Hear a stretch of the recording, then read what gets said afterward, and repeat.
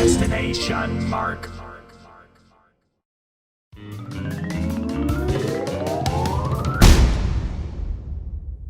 Hey guys, how's it going? Marcelo here. Welcome to another episode of the Bandicast. Rumble. New season, new guests, returning guests. Some you haven't seen in a while, hopefully. It's all on a guest-by-guest basis who I can talk to and see if they can come back. But we've got a new guest today. He's really cool. He's a graphic designer, huge Crash fan, and loves to post the Crash flying through a window video clip whenever he can get the chance. I've got with me DaveAce. Hello. Hey, how's it going? It's the man. He comes in and he posts that that video clip.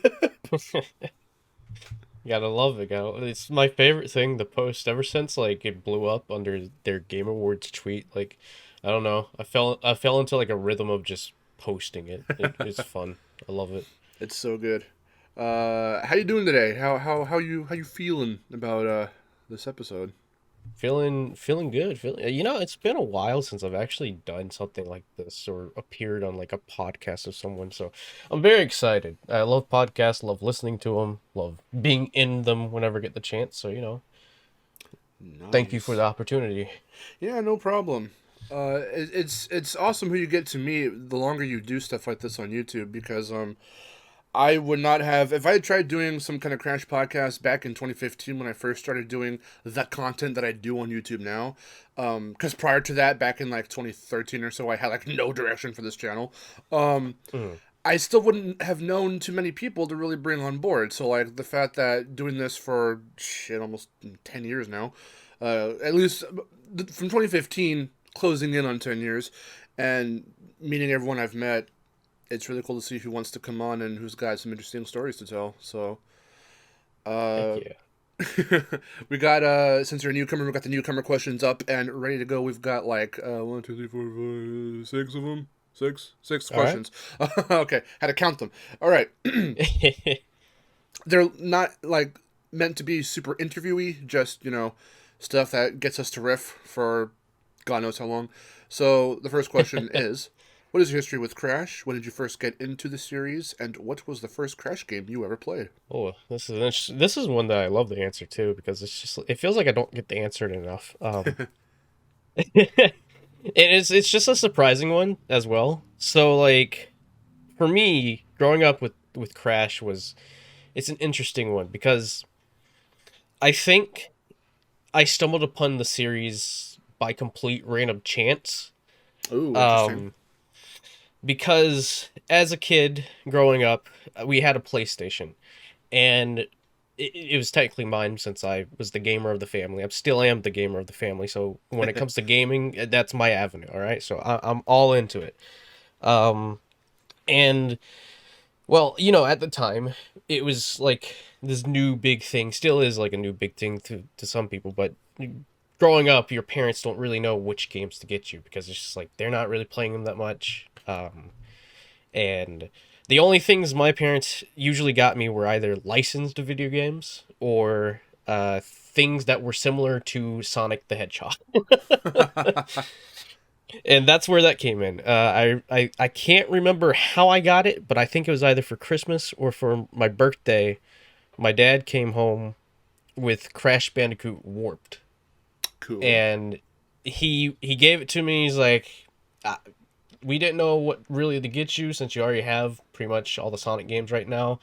And this looked like something similar to Sonic, so if you like it, you like it, Yeah. So my first game was Crash Warped. So yeah. What a weird one to start with. Well, it is interesting. I mean, from everyone that I've talked to through this podcast, a lot of people do fall on 2 or 3 first, and then they'll have to go back to 1 or go back to 2 if they started with 3.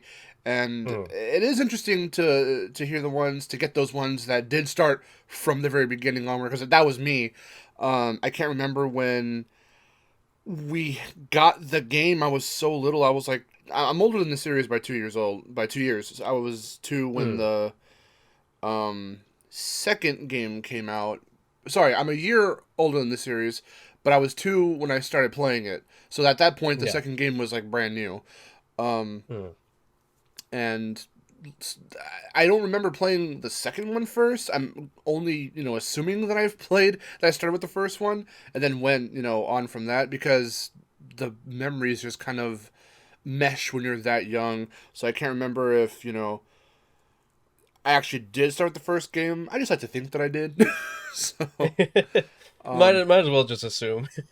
if you can remember, what year was that, if you don't mind me asking, that you got Crash Jeez, 3? I had to have been at least 5 or 6, so I'm gonna guess somewhere between 2004 and 2005. Okay, nice. Damn, you're young, dude. Yeah. I'm young, but I'm young. Yeah.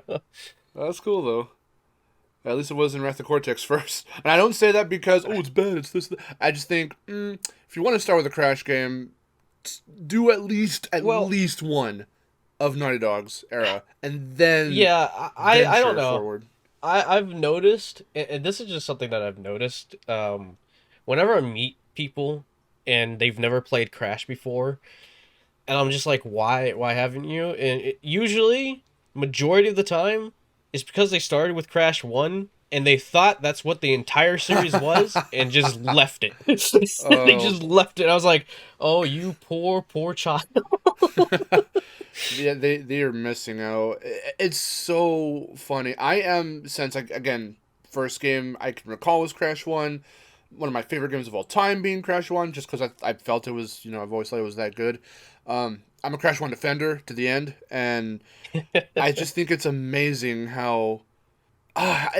It's funny because I don't want that to end up becoming like a resurgence in the sense how people Mm. look at Crash 4, which we'll get into later, Oh now, yeah. because Toys for Bob, being like, all right, so we know at the forefront Crash is going to be, we're going to try and reshape it into what it was like back in the Crash 1 days, where it was, all right, easy to pick up, hard to master, but it's got those platforming segments that everyone can pretty much unanimously agree are like, oh, yeah, that level's hard because of this, and that one's a bitch because of that. And, Crash 4 feels like that. Crash 4, in terms of its difficulty, I feel really did take from Crash 1. And they took a lot of inspiration from Crash 1, from like the music to like animations and whatnot. Um, and Rumble's only pretty much furthering that with certain musical bits and all that. But I'm just hoping that people don't start to fall out of Crash being like, okay, well, yeah, Insane was fine, but like, ooh, Crash 4's too hard. Like, you can you can argue that there's a possibility for that to happen, and I really hope it doesn't. Yeah, I totally get that. We'll get into Crash 4 later, as you said. I don't want to get too far into it. There's definitely a question pertaining to it, so yeah, we'll hook All right, around back to awesome. that later. Um, yeah, so it is really interesting. So after Crash 3, did you end up going back to 2 and 1, or did you kind of Yeah, just yeah, go? in that exact order. Yeah, Okay. I was because like I was doing research because I had just beat 3 and I was like, I love this. And funny enough, I actually loved it more than Sonic. I did. Like I was just like, dude, this thing, this Bandicoot, whatever a Bandicoot is at the time, I was just like, this is way better than Blue Boy over here. I love the cartoony aesthetic of it and just like how like I don't know. I just fell in love with the Crash Bandicoot franchise, and so I had to go back and play 2 and then play 1. And I think after I was done playing 1 for the first time, I was like, okay, maybe it's a good thing I didn't start with 1. But um, obviously opinions have changed now. Going back and playing 1, 1 is perfect opening for a series like this. hmm Um, but yeah, Yeah, it's just so simplistic in its design, in the sense of like it's bare bones basic design, and just the storytelling too. You don't need oh much. yeah. It treats itself much like an arcade game, but it's a console arcade game. Um, it's just fun. It's fun all around to just figure out patterns and this and that. And I know people say, oh yeah, well, Crash 1 of the three of them is slower because you have to wait for patterns, and some of them seem nonsensical. Yeah, they seem nonsensical because that is part of the challenge. It's not going to be one and another, and they're going to, just push and retract, and that's it. They're going to have like a j j j j pull up, go in, go in, go Yeah, in, yeah. and that's what makes it interesting. You have to pay attention. I don't like pulling the game dev card here, but also at the time you gotta imagine this is the first time that this team is like Naughty Dog is working with an actual 3D platformer. No, yeah. So, like they're experimenting, they're trying to figure out how it all works, and you can clearly see they learned really fast how to put together a Crash game, because by the time Crash Bandicoot 2 game around, they had almost the perfect formula for Crash Down. Yeah, yeah, And it was seriously. only a year after. Only a year after they had everything down. Yep. Yeah, it's wild, and a lot of staples. Like, of course, certain staples started with one, but a lot of staples. The crash dance, the like in Oh game, yeah, the crash dance, the crystals, and just how the natural progression would work, and the warp rooms and everything. It all started essentially into a lot of it anyway. Started, yeah, in two. yeah. And would just be furthered with the other sequels, post hiatus or pre hiatus. Sorry, Pre hiatus. God, that hiatus was. Oh, we've that was torture. That we've got was torture. that's going to be a definite topic a little later down the road. That is a question. Um, yeah, yeah. Okay, so speaking of questions, going into the second one now. So, which Crash game is your favorite, and what are your favorite aspects about it? Oh God, this is a hard one. Do I have to pick just one, or can I pick one from like the two eras? You can do that. You can make one like an honorable mention and go into a little bit. It's whatever you want to do, man. Okay, all right. Well, Naughty Dog classic trilogy era definitely has to go to Crash 2. I Cool. I, I just love Crash 2. I know a lot of people will be quick to jump and say 3. Mm-hmm. Um, because three to me feels like it holds your hand a little bit too much. That's just me. That's just me though. But Crash 2, it feels like they have just the right amount of challenge and just the right amount of just nailing the platforming for Crash. For me, it just Yeah. something about the formula and how that game plays it from start to finish. Like it's replayable. I Before Crash Bandicoot 4 came out, I literally have like maybe 60 hours worth of Insane Trilogy on Steam, and those 60 to 80 hours worth are just me replaying Crash Bandicoot 2 over and over and over and over. Like literally, I would wake up and be like, "All right, Crash 2." I'd finish it. I was like, "All right, I don't have anything else to do. Crash 2." Save file I, 2. Let's go. yeah, I filled up all the save files. Can you recount how many times you've um, 100%ed the game?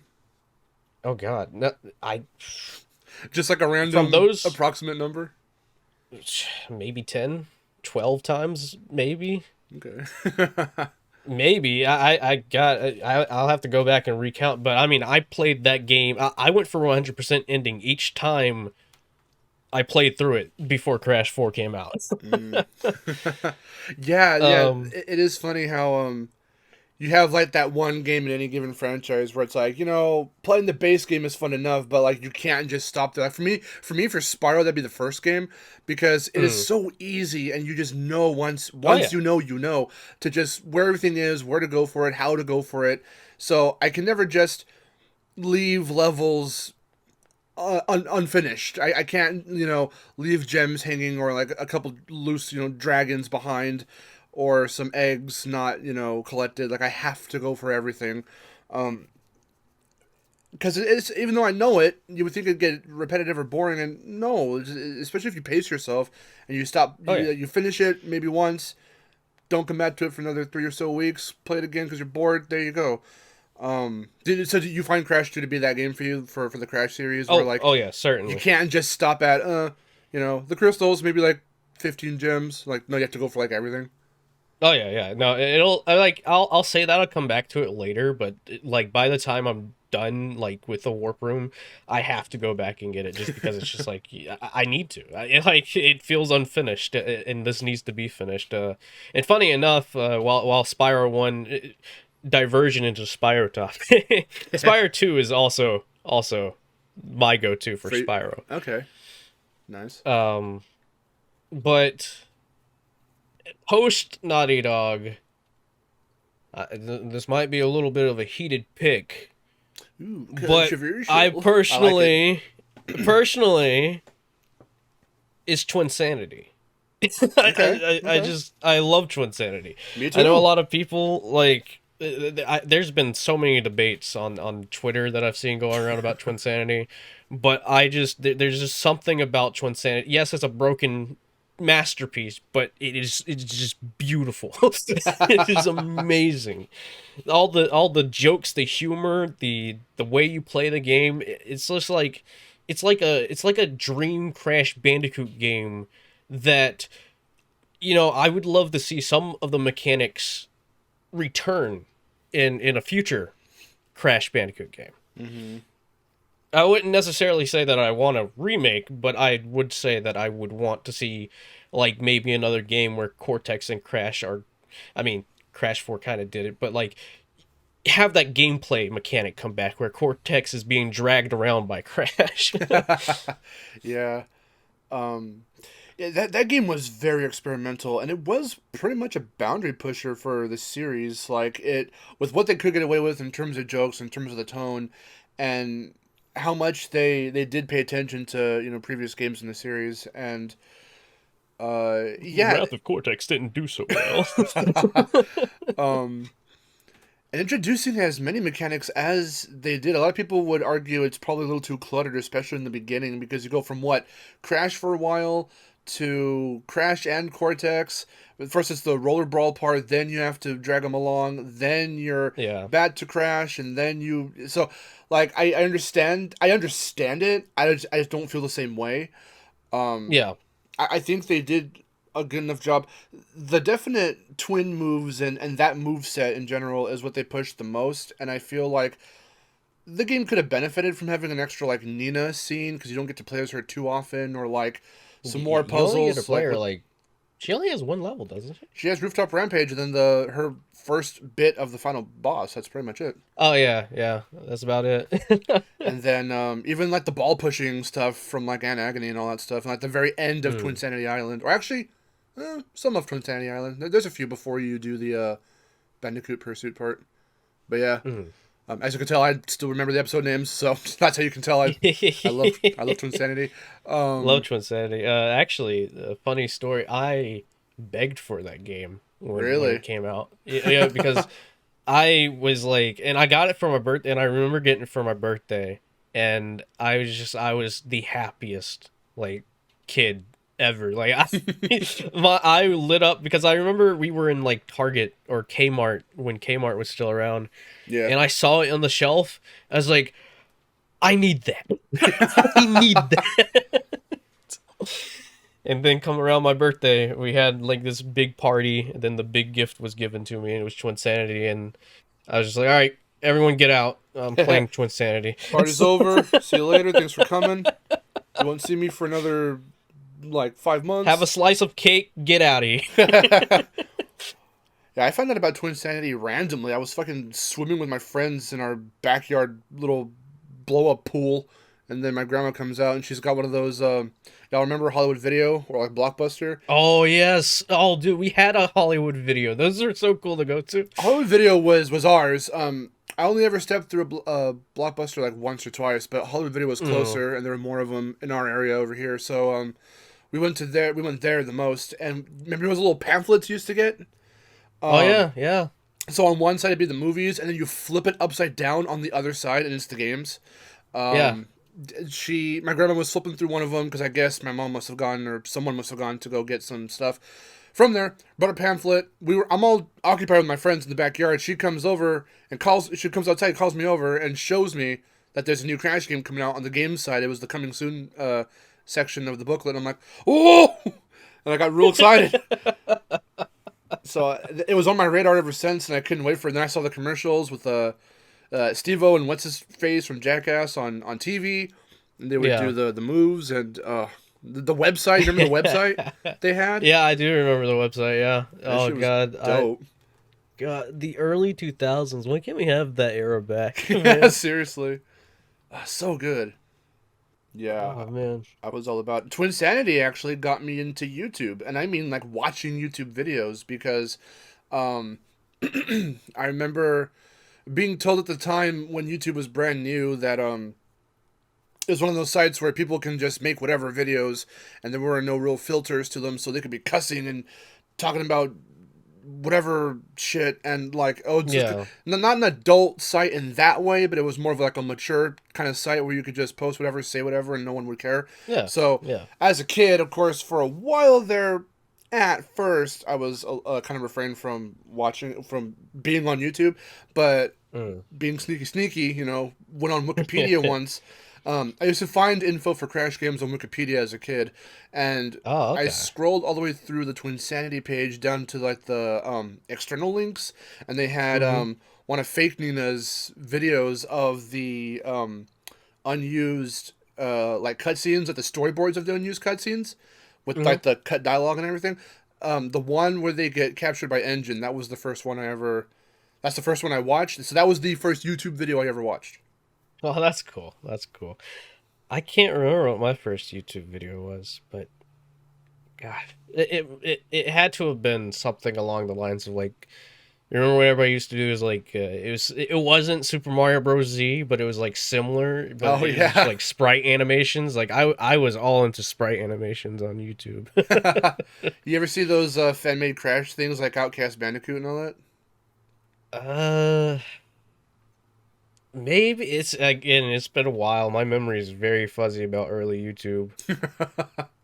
I don't blame you. It's 20 years ago. Yeah, jeez. Yep. YouTube's almost 20 years old. It's 18 years as of this year. Oh, that's sad. That's sad. I know you're older, but still, it's sad. It is. It's. I'm very. I'm kind of split right now on like this particular decade, the 2020s, because I get to laugh at all of you guys who are 2000s kids Yeah, being like, yeah. damn, because I went through that 5 years ago, but all my shit's gonna be 30, so I'm like, oh no.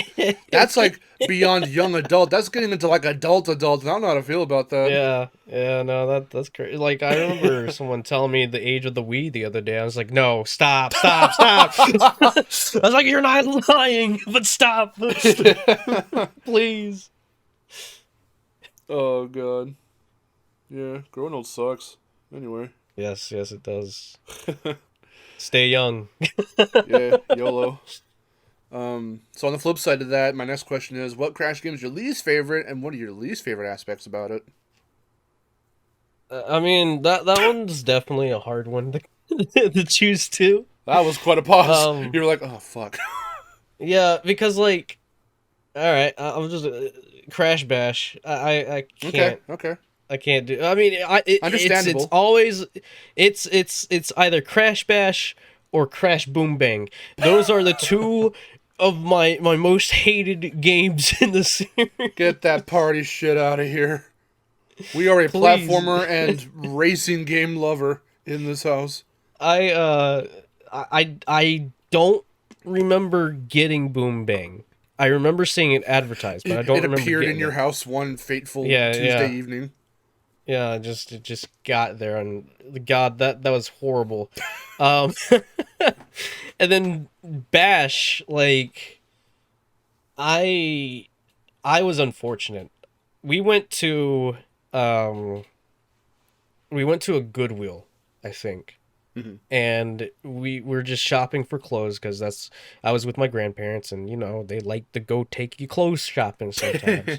Uh, so as we were leaving the Goodwill, I was looking in the little glass container, and there was a complete in case version of Crash Bash, and I was like, I've never played it.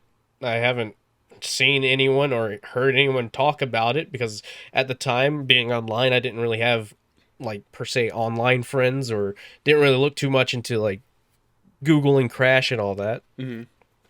And so I was like, "Can I get it?" And they were like, "Yeah." And then I got past the first warp room, and then I got to the second warp room and saw it was just a repeat. And I was just like, "Okay." I'm done. I got bored like really quick. Um, yeah, on one hand, I don't blame you. On the other, I do have a soft spot for Crash Bash. Since I was a PlayStation kid at heart and first, I didn't really get into Nintendo Hmm. stuff until I was like already double digits. Well, it's kind of a lie. I mean, I got my Game Boy Advance SP when I was 8, but I didn't get into playing like Smash Brothers, Melee, and like Sunshine until I was like maybe 9 or 10. But Mm. point being though, so I didn't have any Mario Party things or anything to compare. I didn't have any real mini games like party games to play at the time. So Crash Bash was Yeah. my first one, and it was all about my grandparents helped play with me. Like my grandpa, I remember specifically, taught me how to like not fall off the edge of the polar bear, mini games and stuff, and how you had to spam like square or whatever. And I'd gotten pretty far on my own too. I remember liking some of the music from the game. Um, Being so young, of course, at that time, I really didn't know it wasn't from Naughty Dog. I didn't really care. I was having fun with Yeah, it. yeah. But I think too, the more I'm hearing people talk about Bash and it's like ludicrous fucking like just requirements to get everything, and I didn't even know there was such thing as a 200%. I thought they were just fucking being like, oh yeah, well like if you like do like a new game plus, it's like 200. No, I think that there's like a legitimate 200%. I don't even know much about what that entails, so I've done this kind of thing where I've bubbled myself into like this. Oh well, you know what? I'm just gonna stop right here.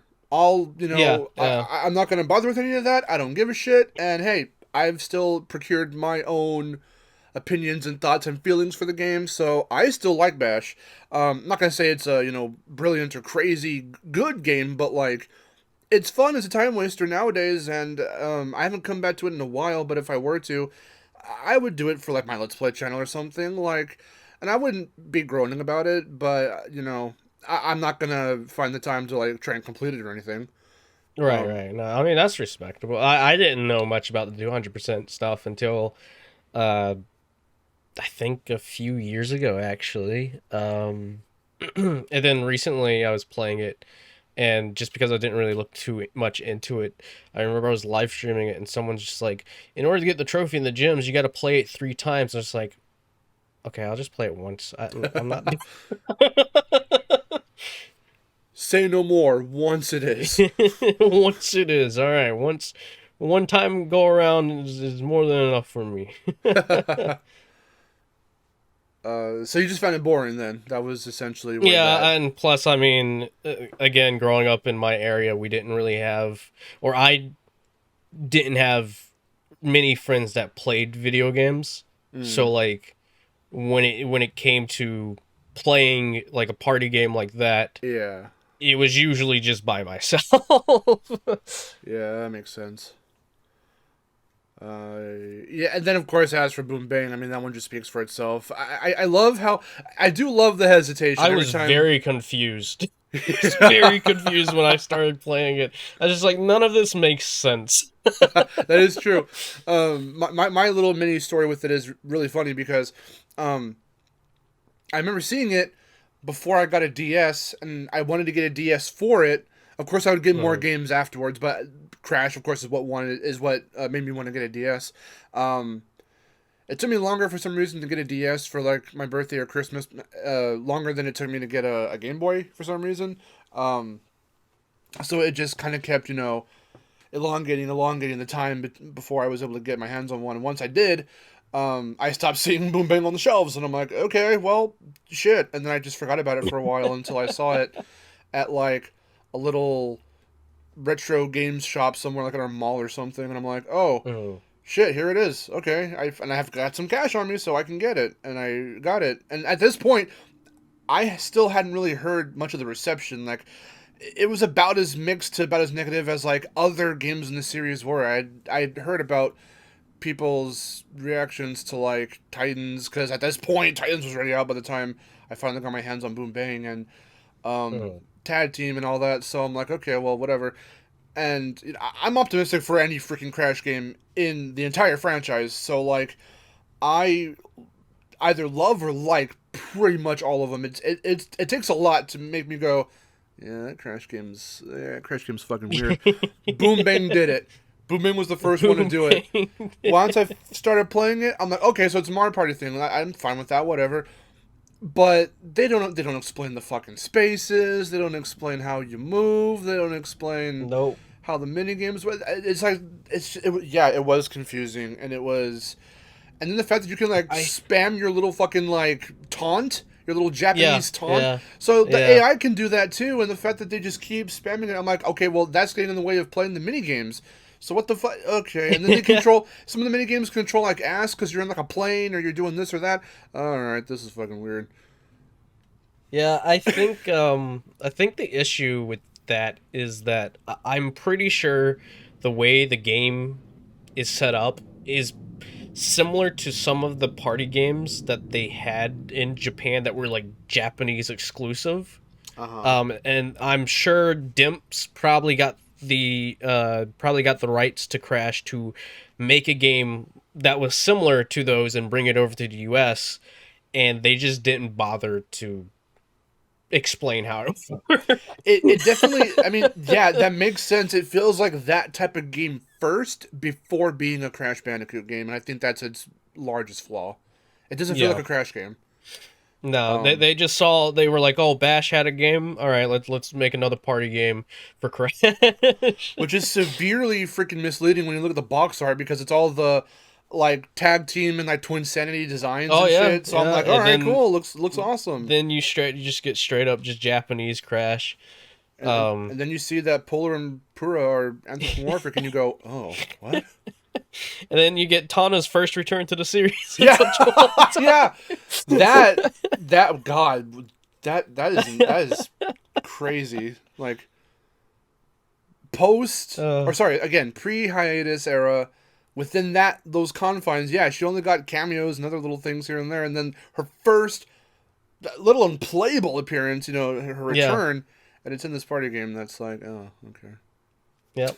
And it's all because Japan loves Tana. So I do think it is really funny. I was trying to say earlier, never finished the thought where I asked this question, which your least favorite Crash game, and everyone, yeah, how you had like that 7 second pause. Everyone well, hesitates because they're like, do I just go for the low hanging fruit and say boom bang, or should I be a little controversial or just honest even? Which of course it's so like for me personally, going that pause is just because it's just like, all right, I understand that there are some people that will take some opinions as like controversial. yeah. Um, but to be completely honest with you, the pause was there because aside from Bash and Boom Bang, you can't. And obviously some of the other like DS titles, I think Minor Mutant isn't really that great. And then the Titans GBA game. Ugh, God. Laugh track, laugh track, laugh track. uh, Despite those titles, those few titles, Crash has an amazing collection of games. It's really hard to be like, oh well, I hate Crash Nitro Kart. No, I don't. I freaking love Crash Nitro Kart. I think it's amazing when you think about it more that something about it. I don't know if it was just the stellar first few games that garnered this intensely gigantic reputation, but if any other franchise had this similar situation happen to them where their original developers had to let them go, so their publishers were bouncing them from dev to dev with different games in the franchise that do feel different from one another, Mhm. any other franchise probably would have tanked. Like each one of those Oh yeah, games would be mixed maybe to probably negative. But for Crash, some are positive, some are more negative than positive, some are mixed, some are this and that. But the franchise has kept going. And then of course, having that resurgence after 2016, 2017, like just goes to show we love Crash. We wanted him back, and it's not even just our tight knit group. Fucking everyone wanted him back. yeah, It's like yeah. No, crazy. it is crazy to see the reception because I'm sure maybe the idea of bringing Crash back was just like, maybe they thought it was like a niche thing. Uh huh. Um, but I mean, clearly you can see that it wasn't. Exactly. No, people know who Crash is. Crash is an icon, dude. Seriously. It is still funny though when you're like off the internet and you realize it's a funny thing. It's almost as if Crash is nowadays, especially more so, is kind of popular online because you still go around. I don't know if you get this and where you live, but where I live, going offline and people seeing. I had some woman at work like maybe a month ago see one of my Crash shirts, and she's like, "Oh, I think I recognize that guy. Is that Sonic?" No. And Oh no. what I told her was, no, he's a character called Crash Bandicoot. What my mind said was, oh! So, Actually, there's been a few interactions offline. There was one time I was in a store, I think it was like Walmart or something, and I was wearing a Crash, like, ugly sweater that I had gotten from, like, Just Geek. Mm-hmm. And someone pointed out, I love your Crash sweater. I was like, oh, thank you. And then just recently, after I went to go to the Mario movie, me and my dad went out to dinner afterwards, and the waitress came by and she's like, "Oh, I love your Crash Bandicoot shirt." I was like, oh, "People know who he is." And then I immediately tweeted, "The waitress said she liked my Crash Bandicoot shirt. Take that, Mario." That is funny, yeah. So, yeah, on the flip side, I have gotten some people that I've taught Crash with, just a little bit, of course, like at the store or like wherever. Um, it is again telling like who does recognize them and who doesn't, and how old they are. Those people that do recognize them or whatever. It's interesting to see for sure. Um, but yeah, I love representing Crash or Spire or whatever. I'll Oh wear yeah. the shirts wherever. Obviously, I wore them to Activision, I'm a Activision. shill. I'm a shill. Send me merch, Activision. I will be your walking billboard. Oh man, yeah, I'm gonna have to help you connect, bro, because they're crazy Please. cool opportunities, and Yeah, no, definitely. I mean, I did get slightly of an up with my old YouTube channel that no longer exists. mhm. I was able to get a review copy for Crash 4, which I'm very thankful for. Oh That cool. was amazing. Got to play it a day early, and I was like, yes, yes, yes, yes, yes. Hey, that makes you luckier um, than me because my review copy came in the day it fucking went live. nah, dude, no, that's so upsetting because I know companies do that, and it's just like, I get that there's probably like a wait time Yeah, yeah. for some people, and obviously they're getting like tons of requests, but the main reason I never really go for review copies or ask for review copies is because I know I'm either going to, either not going to get a response back, or they'll say yes and then they'll send it to me day of the release, and it's just like there's not really a point in a review copy if I'm just going to be playing it day of release. And plus I already have it pre-ordered, so like what's you know Yeah. um And then when Crash on the Run was taking off, I was contacted by someone who worked at King, and they came across my content and they were like, "Hey, we enjoy your content. Do you mind if we get your account information? We can send over some free crystals as a promotion, and you can promote the game through that." And I was like, "Yeah, sure, why not?" So I've had some lucky opportunities here and there. Definitely That's would awesome. be open to more because I love Crash Bandicoot, and I will say it right here, I've already said it once, but Crash Bandicoot is my boy. Sonic can go off somewhere else. For anyone who knows my thoughts and opinions on Sonic, I didn't tell him to say that. That's the truth, the whole truth, right hand. I swear. We'll deep dive into that once we get to the hiatus bit. But yes, um. Crash is my boy.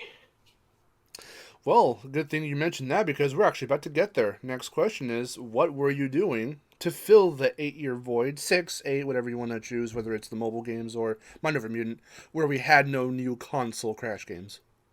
I was I was upset. It's like I was just fuming for because fucking 6 years.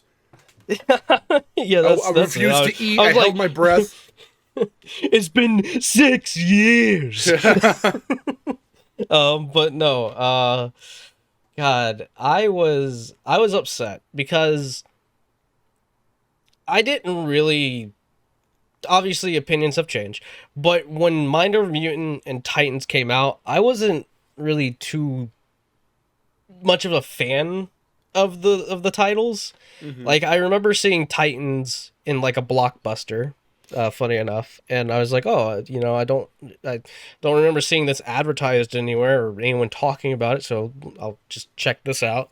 Um, and I just immediately was just like, what is this? This is this isn't Crash. What did they do to him? Where the fuck are his um, gloves?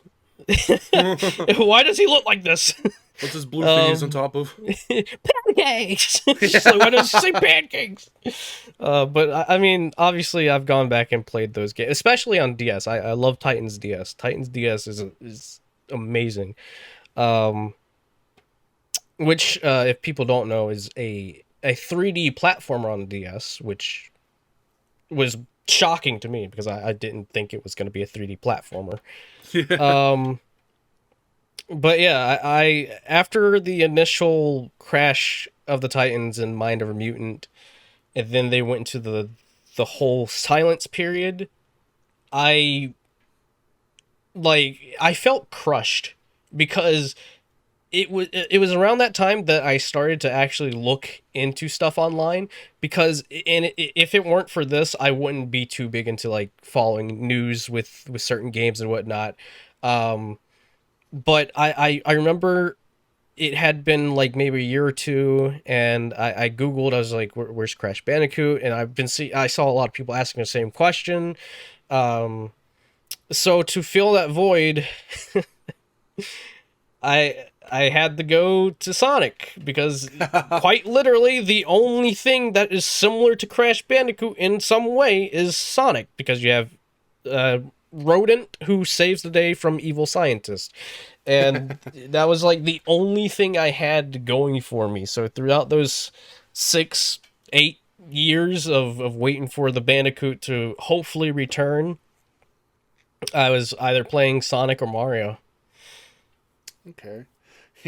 You came crawling back to Sonic asking for his forgiveness. And while I admit going back to Sonic wasn't really a good decision because some of the games that came out weren't really my cup of tea, but it was the only thing I really I like really got into aside from Crash, and so I'm just glad that he's back. Like that 20 was it 2016 E3? Yes. Yes, I remember watching that. I jumped out of my seat. I was excited. I was like, yes, I was like, yes, please, thank God. So you were saying that you were starting to. That was the time you were starting to look up stuff. So did you get to see the teases like that street sign from the PlayStation ad, or Yes, them saying like, "Who remembers this little guy on those post images of Crash?" yes, Um, yes, yes. I did, nice. and building up to it, I was like, oh, they're doing something. They're doing something. They're doing something. Were you watching like Jeremiah Zaya and all them? Because before Canadian Yeah. Gaye, before me, really even, or Miharu or Crystal Fissure, yeah, it was like I think Teal Game Master was still doing it. He's been on the podcast a couple times too, and Mm. I think Jerry was like one of the main ones at that time, who was talking about Crash and trying to be like, okay, so this was teased here. What does this mean? Which way can Crash come back? Yeah, there was a lot of hype during that era, dude. It was insane. Yeah, yeah. I might not know names right off the bat, but I do remember I watched a lot of YouTube content building Mm. up to the eventual reveal, and I was just the huge sigh of relief. Like it was just like, am I dreaming? Is this real? Seriously, yeah. They're not joking with me. This is an April Fool's joke. An April Fool's joke delayed until June. The biggest tip off was fucking Sean Layden during PSX 2015 wearing the goddamn Crash shirt. Yep, yep. I remember that too. Everybody, I remember a lot of people pointing it out too. They were like, "Oh, he's wearing a Crash shirt. Yeah, What does he know?" that was a big one. People, even like IGN, and them were reporting on it, being like, Sean Layden comes out wearing a Crash shirt. Does this mean? Especially too because it wasn't the first time he wore something that led to a reveal or release of some sort. Because he had like a Vib Ribbon thing, and then Vib Ribbon came to the US for the first time via the PS3 store, and then he did something with I think God of War as well, if I remember right. But Crash was one of the hugest ones because I remember that too. I remember that when he walked on that clip of him walking on stage, and you hear people in the audience being like, "Crash, whoa!" and everyone's all clapping. They were clapping for him, of course, but they were clapping harder because of the shirt. And I'm like, "Oh my god!" Yeah. And then he referenced it. He referenced it too at the when it was revealed at E3. I was like, "Oh, you fucking you tease." He knew what was happening behind the scenes, and I mean, I would be the same way for me. I would be teasing all as much as I possibly could. I'd be like, up to the point of like, can I wear a Crash hat? Maybe give me the crash gloves. Yeah. So you were playing Sonic and Mario. Which games for both of them were you getting into? At the most, like which ones were you kind of finding the most enjoyment in and kind of gravitating towards? I mean, it was definitely mostly Sonic stuff. So anything that came out between those times, like the storybook series, like Secret Rings, Black Knight, had Lost World, Generations. There's been, I mean, it was very few, but also just a couple. And then this is when I actually started to get more into like the Sonic community online, and made some friends through that. So, on Mario's side, you had the new Super Mario Brothers games. I think Mario Party, some of the Mario parties, uh, just a mix of all the games that came out in that era, that wait time. Yeah, because that was like late Wii, early Wii U era. Yeah. Oh, Secret Rings. I've got some beef with that one. Oh yeah, every Sonic fan. Didn't even get very. Now there's a select few who do enjoy it, but yeah. It was the controls for me. I didn't get very far into it, but once I was trying to figure out these backwards ass controls, I'm like, all right, this is not happening. This is weird. Don't quote me on this, but I heard that you could probably play the game with a GameCube controller.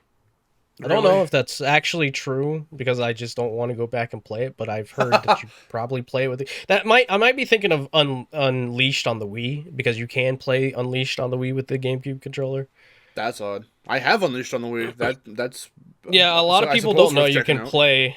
Yeah, I don't. Yeah, a lot of people that play it Unleashed on the Wii are frustrated with motion controls, which I get. But you can easily opt in to playing with a GameCube controller, so that's nice. Huh? Didn't know that. Definitely would recommend it. Yeah, for me it was very strange too because I was going through what I guess you could consider like a weird people who are coming back to this after watching or listening to how many ever you probably already know the story, but for you I was going through what I guess you could consider since I was in high school at the time like a weird video game crisis, like identity crisis. Yeah. Because no. I was built on platformers and stuff, and even like some fighting games, Tekken or a little bit of Mortal Kombat here and there.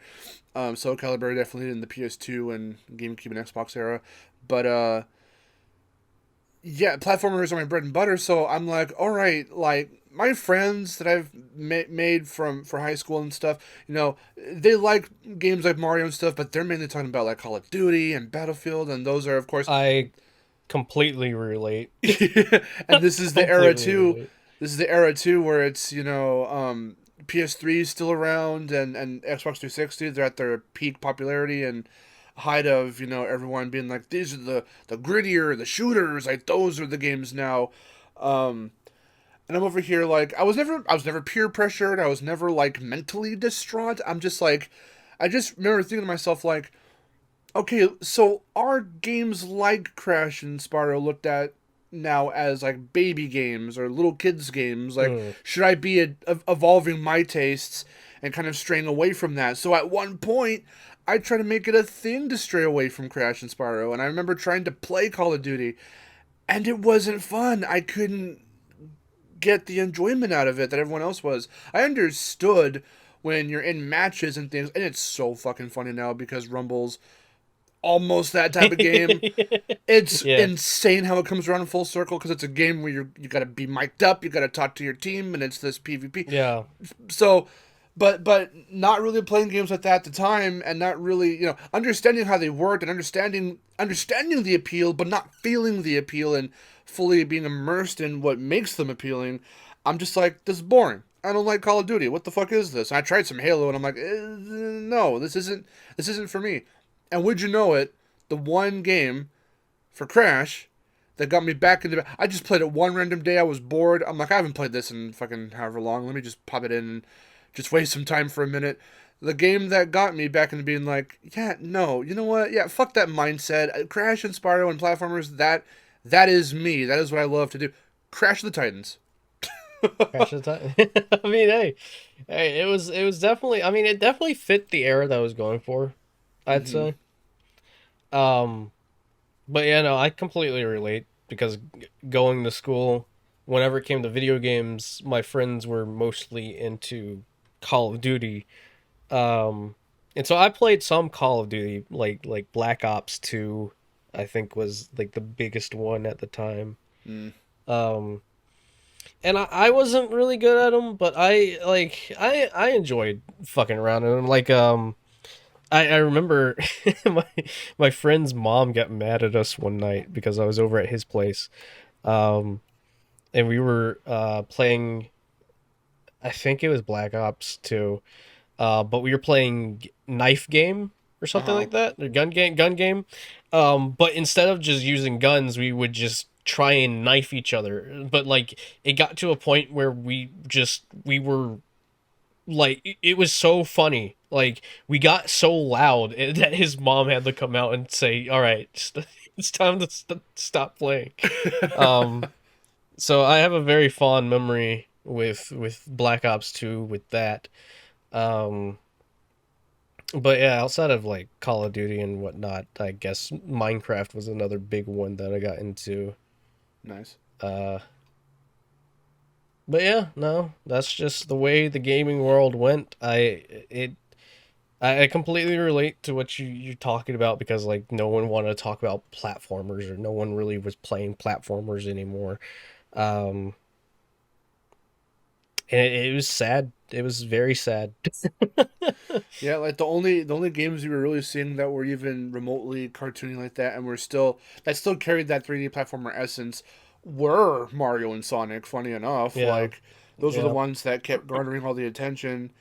And for a while there, people were even seeing platformers as just kind of a Nintendo thing.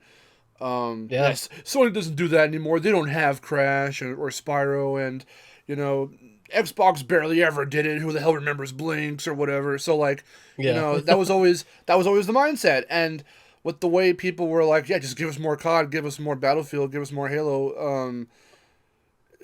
Plus all the plethora of other lesser known ones like fucking Rage or Time oh Shift or like yeah, whatever yeah, else. Like there were some crazy ones out there. Borderlands came out and became popular. So like there were a lot of them. And it's ironic now too because I just got into Doom recently. So I'm oh trying to yeah. I find my love way into. Doom. I'm now trying to find my way into like, okay, well, what first person shooters could I play? And Doom just happened to be one of them where I'm like, this is fucking dope. So Yeah, yeah, it's just funny how things change and how the industry shifted.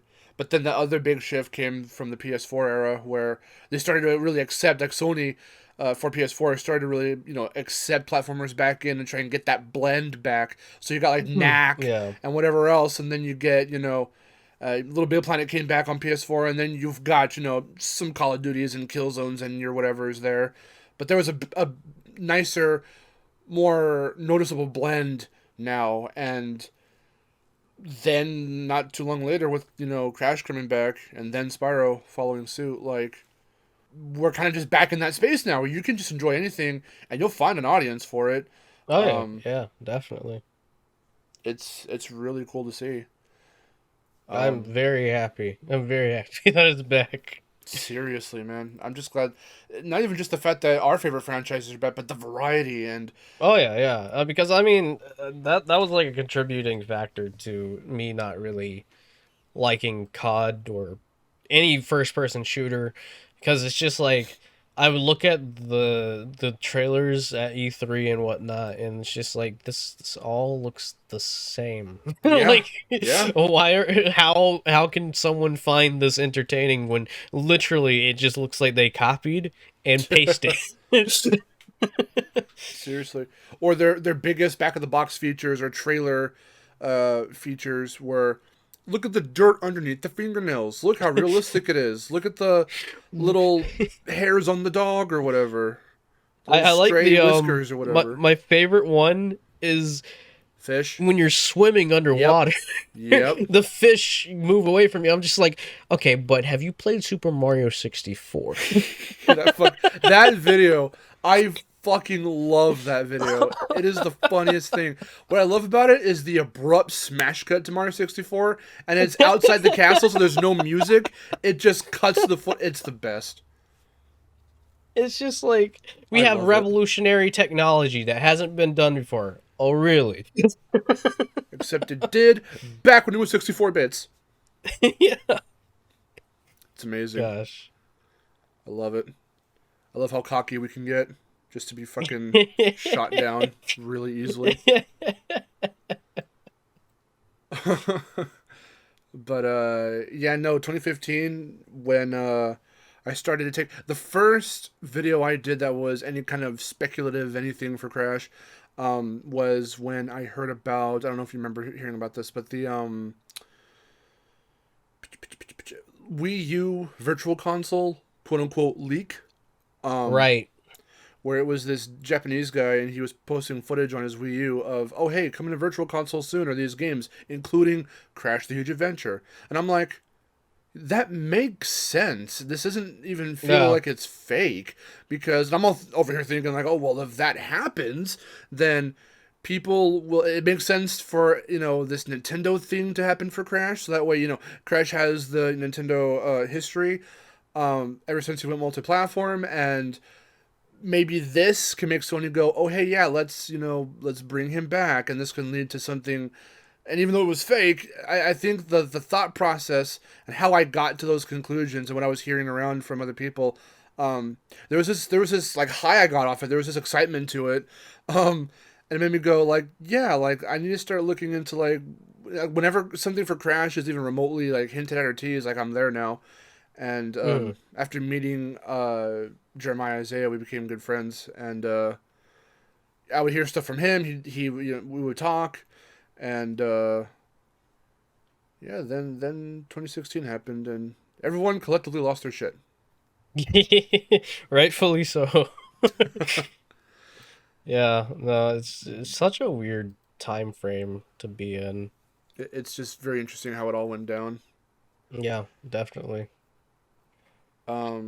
Okay, so the second and last question is, how much did you enjoy Crash 4? Since right now that is our current latest Crash game, and what are your overall thoughts and opinions on it? Do you have any like aspects that you consider like your favorite or least favorite about it? Like, what are your thoughts overall? I love Crash 4. I know right now the community is very split when it comes to this game, as it tends to be. Yes. Yeah. And I get the criticisms. Like, I do agree there are some levels and there are some hitting crates that you come across and you're just like, okay, but why would you do that? There was no like real indication that crate was there. And if you look back on the series, there really weren't that many hitting crates to begin with. They were done very sparingly, for sure. Yeah. And when they were done, they made it obvious. Like, just move the camera angle up and you'll see it. Yeah. or walk towards where you're going, or you'll see it in the distance. Um, so when it comes to that kind of stuff, it definitely tanks for a few, and I mean, obviously, it can be really rage inducing when you're trying to go for like the insane relic or insanely perfect relic, Mm-hmm. or just going for 106% overall. I haven't been able to achieve 106% yet, just because I haven't found the time to go back and do it. And when I first played it, it was on an old Xbox One, so the load times were god awful. I remember that. So I'm glad I have it on a PC and next gen hardware, so it doesn't take as long to load. Um, just because I was like, there's no way I'm gonna be. I'd be driving myself insane, pun intended, trying to do this while also balancing out everything else going on. Um, but from that aside, that's kind of like the negatives that I can point out, like everyone else has pointed out. But just everything else, I love it. Like the art style, it's so cartoony. I have the art book and I love looking in it every so often and just looking at how the team came together and basically designed these characters as like a mashup of all different sorts of like versions of Crash, and just like trying to find a medium between all of them and just cram them into one design for each character. Yeah. Um, and then obviously looking at the storyboards, I'm just sitting here like, this is like a full on Pixar Disney production. I'm like looking at a Disney production. They went freaking Pixar level with the production of this game. Um, They, so, they, they got hella good and hella talented animators, and oh I yeah, love them for that. I loved. I believe one of them's named Eric. I Yep. loved watching his tweets, like, and just watching him put together scenes. Like, I remember, I think the first one I saw was him showing his test footage for Engine, saying, that one line from the game that's evading my mind right now. Um, but like I remember watching him animate it and just seeing how that all went together, and just seeing the passion that each of these different animators had going into it. It's just like it's so beautiful, just Yeah. watching so many creative minds come together for a franchise that I argue, and I'm sure plenty others argue, works perfect in the cartoon world and would definitely blow up if it were a cartoon or a movie. Yeah, yeah.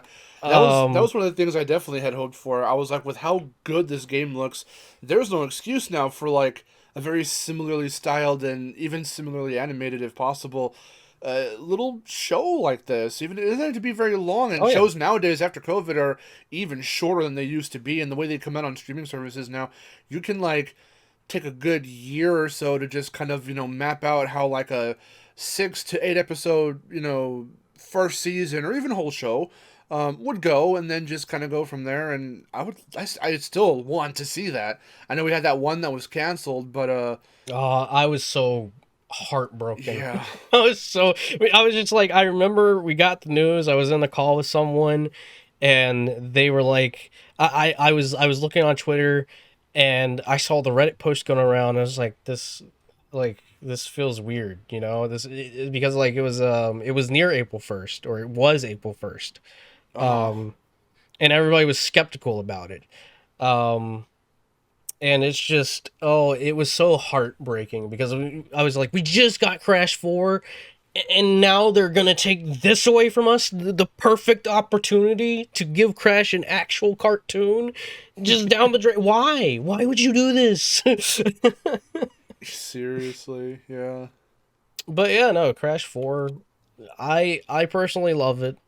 I I think it was definitely, in my opinion, aside from some of the negative things, Entropy's boss fight could have been longer. Um, I've heard that. Yeah, I've heard that. I mean, there's even concept art. I can't find it, but there was like concept art of like his battle arena, their battle arena, and there was like a second phase or a third phase where they would like spew fireballs at you or something like that, and I can't find that concept art anymore, but I remember Airborne Studios releasing it. Um, and it's just I don't know. It's beautiful. It's a huge love letter to the Insane trilogy and the trilogy in general. Um, and I just think it's a perfect return to form for Crash. Yeah. Um, that is something interesting. It's not really a question here in my list of questions, but that was something I might end up having, maybe in the future. We'll see. I might incorporate as an actual question. But one of the things I've been thinking of as of recently was, yeah, it's so interesting how like Crash's '90s aesthetic is very much intact from the commercials with the guy in the crash suit to just Yeah, the general vibe of these games we've been getting. Um, and in a very Mario-like fashion, how Mario is all '80s, all pixels. Every time they go and do throwbacks, it's always to the old DK style. Nowadays, they're starting to with Odyssey kind of ease back into like, yeah, that was Mario's look a long time ago or whatever. Mainly though to Mario Brothers 1, sometimes 2, mainly 3, World. Those games they love bringing that kind of aesthetic back, those songs back. And with Crash, um, we're starting to see a lot more now, that '90s aesthetic isn't really leaving him anytime soon, and his classic style of gameplay isn't, is very much intact, like you were saying. And it's interesting how whatever it's going to be called, if it's going to be this new Crash 5 or whatever, because in Japan Twin Sanity is known as Crash 5, or whatever the yeah. case is going to be with the next platformer Crash game after Rumble comes out, whether it's even going to be a direct sequel to It's About Time or do its own thing. I do kind of hope it's a sequel, a direct sequel. Yeah, um, I'd like to see it like be like continuation. what I'm wondering is, will it kind of follow suit and be another hallway linear platformer and stick to that staple Crash gameplay that people know and love? Or maybe if they do take, because people have put together these little subtle yet very very out there, like it's I'm forgetting the word at the moment, but very present, I guess, for lack of a better descriptor, um comparison to how, like, okay, well, Crash 4, It's About Time, kind of resembles these little bits and moments and things from Wrath of Cortex, the original Crash 4. Four Hmm. masks that do these different things, they all get used Oh yeah, against you in the final battle, stuff like that. So I'm wondering, because Twin Sanity, being the original Crash 5, was this more open world game, I wonder if Crash 5, or again, whatever they're going to call it, it's going to dare to kind of open up and deviate a little bit again, or if it's going to stay safe. And that's always been Crash's, back and forth, tug of war, double edged sword. What do you do? Do you, ever since Wrath of Cortex, because it was Universal's fear, do you stick with with what the source material did and what worked and what made all that money and made the game so engaging and fun, and stay safe, or do you dare to try and evolve the franchise forward and do new things with it and introduce new mechanics? I know how even you are still a little on the fence with like the Titans era, but I still think those are some of the best games Crash has had, up there with Twin Sanity, for all of them being, breaking that kind of formula just a little bit. It's still giving it some nods here and there and keeping some staples, whether it's the spin or whatever else, or Wumpa Fruit, even if they don't really act the same way as they used to, or whatever the case is. But they did some real changes. I know people with the characters and all that, but with the gameplay and the world building and just the feel of it, even. I mean, Titans and Mind Over Mutant kind of bring the camera back, and they've got these big environments and these crazy backdrops and skyboxes, and it looks fucking beautiful for like Wii and PS2 and 360 and all that. And I'm wondering, like, with what we've got now with fucking PS5 and 4 and Xbox One, Series S and X, Switch, like, can we push that more? Will the fans allow the devs to kind of, if they so please and want to, kind of go back to that a little? I'm not saying bring back the Titans or anything. I just mean the scale and like the more openness of it. Like, that could even lead to some very interesting mechanics if they bring the quantum mass back, or just whatever else. Like, that's something I've been thinking about for a while. I might even do a video on it. Who knows? But could be interesting. You actually just sparked something in my brain that like clicked. And I don't know if you've realized it, but as soon as you were talking about what if they were to sprinkle in like gameplay stuff from Twinsanity and Titans, if you take if you take it for what Team Rumble is, Mm-hmm. you can kind of see it. It's a small arena, yes, but it's an open field with platforming segments. It could be a test. You don't know. You really never So know. yeah, no, I'm like, as soon as you said that, I was thinking Rumble and how it's got like these open arenas with the Crash gameplay, and then like it just like something clicked. I was like, what if that is what the next Crash game could be? They're testing it with all these different areas and obviously making it a multiplayer game. But like, what if they are testing how an open Crash level would work? And Yeah. plus, with a lot of platformers, such as Mario and Sonic, going for a more open world game and open world seemingly being the new thing, I personally think Crash would fit right in. Yeah, it's so funny when I hear people, especially too when going back to that least favorite Crash game question, when they hesitate, but then if they don't say Boom Bang or one of the more obvious things, they'll kind of go like, oh well, Crash Purple and Spyro Orange were weird. I was really hoping that they wouldn't be party games. I was hoping that they would be console games that kind of blend the gameplay. I'm all over here thinking, I get it, I fully understand. To a degree, I even agree. But I mean, because I love those games for what they were. That era was fucking hype, dude. But like. I'm like, if you swap the gameplay styles of Crash and Spyro, it's not going to work because you are boxing Spyro in. Yeah. Spyro's going to suffer. Crash already did open world, not like full on open world. He's already done these bigger environments that are a little bit more free roaming. Spyro is all about the free roaming. You can't contain him into these linear segments. It's not going to be Spyro. And it's not even going to be all that fun because then you've got less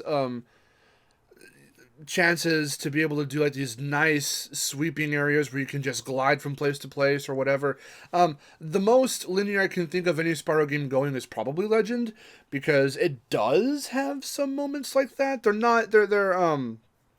not too common, but I can just think of like these small little segments where it's kind of like that. If anything, I would want a Spyro game to do something like how for as much as people shit on it, Eternal Night has a very fucking awesome part where when you're escaping like the battle arena, you're on these big flying ships and you have to go and take care of these ambushes, but you're gliding from ship to ship, and as you look in the horizon, you see all of those ships. It's like this armada, and they're all just flying, and you're going, and the loading is insane. It's really nice, and you're going and you're gliding from ship to ship, and it's this whole segment, and I'm like, I want a Spyro game that's more in line with the classic stuff that does shit like this. That'd be fucking revolutionary for the franchise.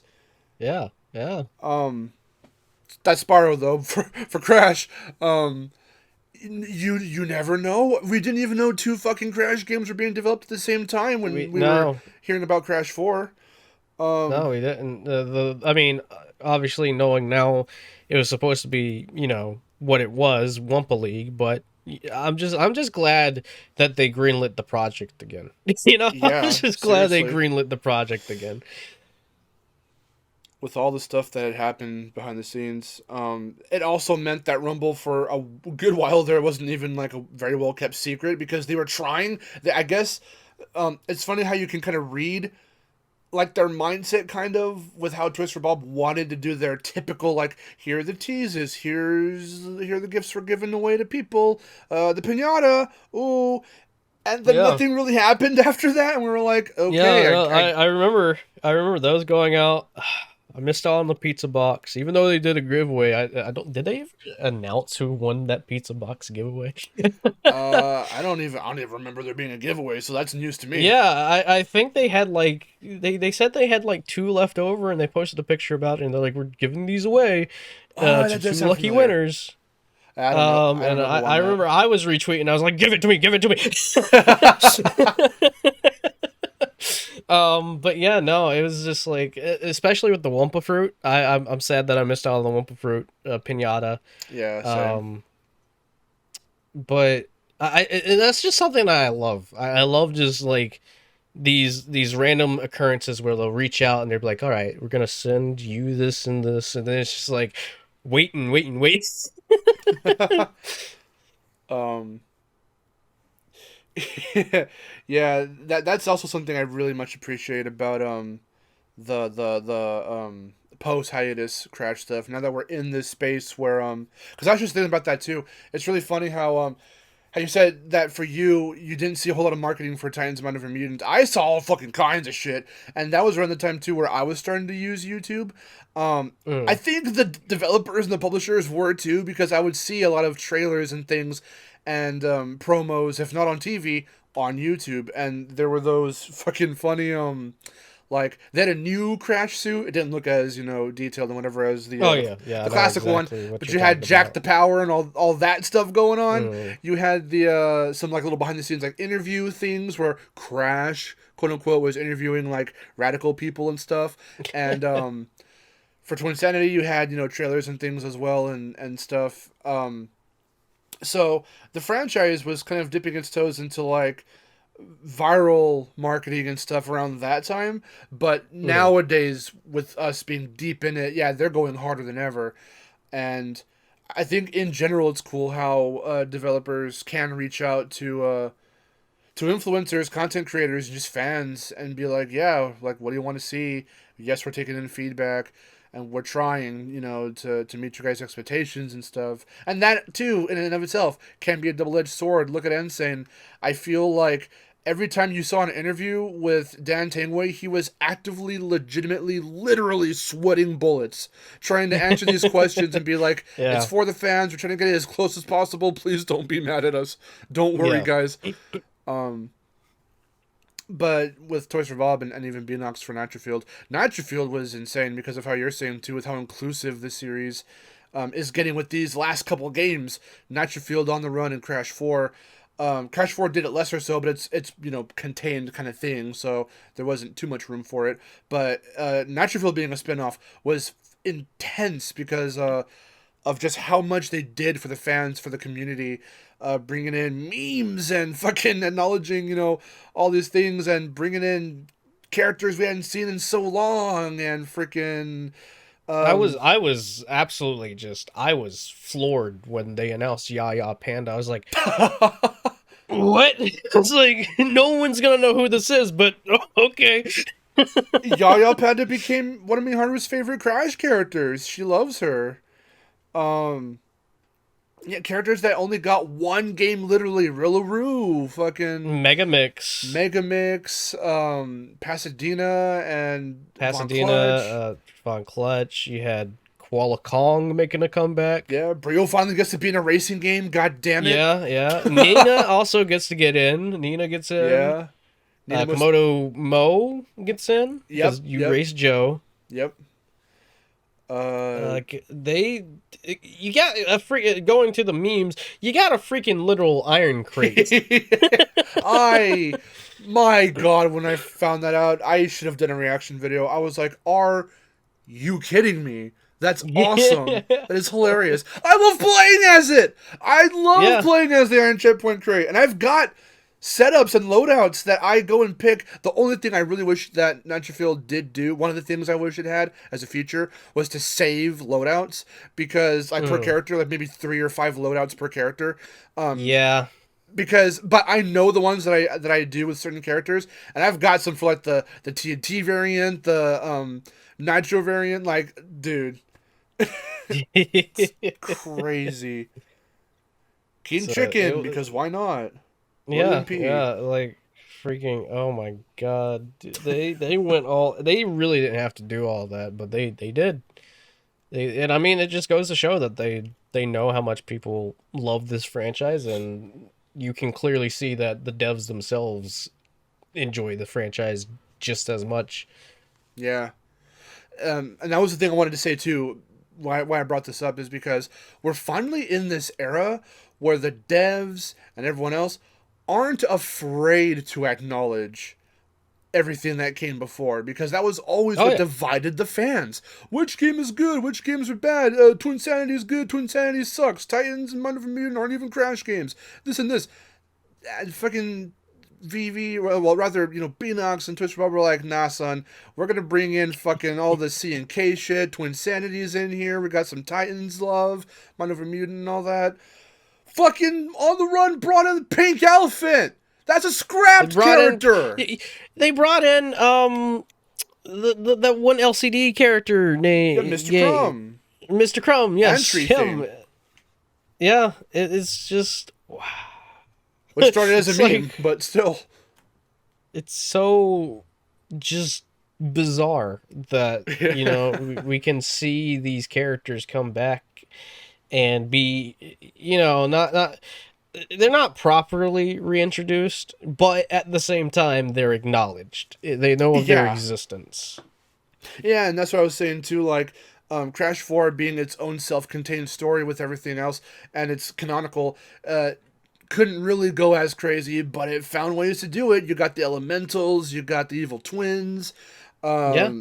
the 100% endings, you got all those characters, plus your tease for Rumble with Catbat, so, like, it was just, it's awesome to see that, yeah, the devs now are like, yeah, fuck all this, like, this one's better than this, and this arrow's better. They're all good. They all have I something mean, even worth even bringing more back. so, even more so in Rumble, someone pointed out that Tana's gameplay is literally just Titans combat.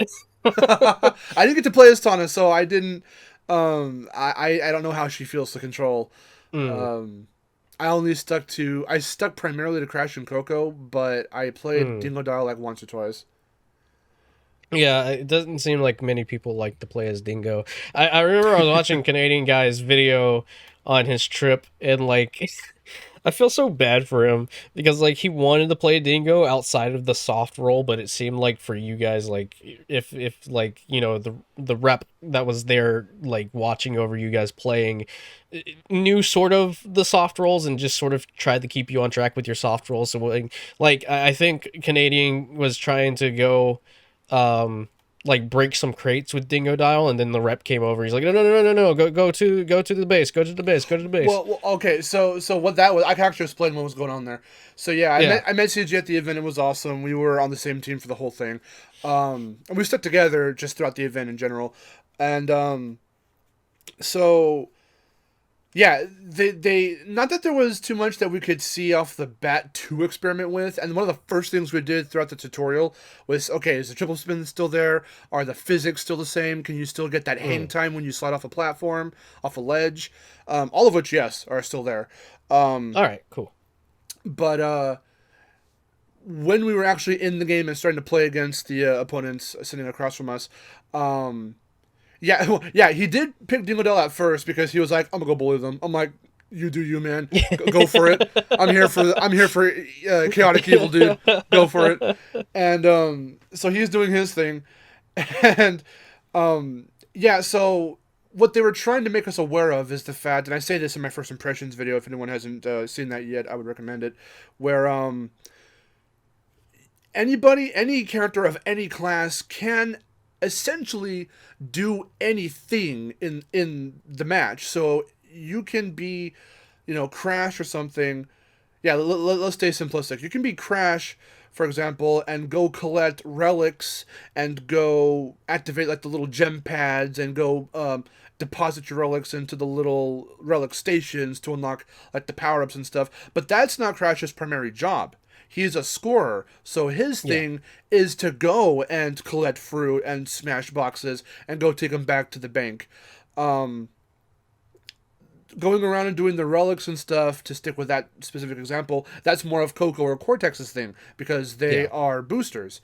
So those are the things you want to do as them. But they too can still go around and break crates and collect fruit. Everyone should be collecting fruit and breaking crates and going back to put into the bank. Everyone needs to be contributing, but doing their jobs at the same time. So while Crash and Tana and them are doing that and collecting fruit primarily, Coco and Cortex are, activating stuff like the gem pads and the relic stations primarily, Dingo, yeah, should be going and either staying at your bank to defend it from people trying to go and sabotage you. Because one of the things you can do is get like these little power ups that you pick before getting into the game, and if you saw in the footage, they got the fucking gas Moxian guys that are Yeah, yeah. assholes. OP, and I think So Pollyann took note of them being OP. yeah, so you can go. The only thing I think they could do to fix that, really, because I get why that's there and why it's so OP, but I think maybe give him less hits that he needs to take before he's defeated or something. Yeah, Um, yeah. that would be the only real like immediate fast fix I could see. But if they decide to do whatever else, then there's that.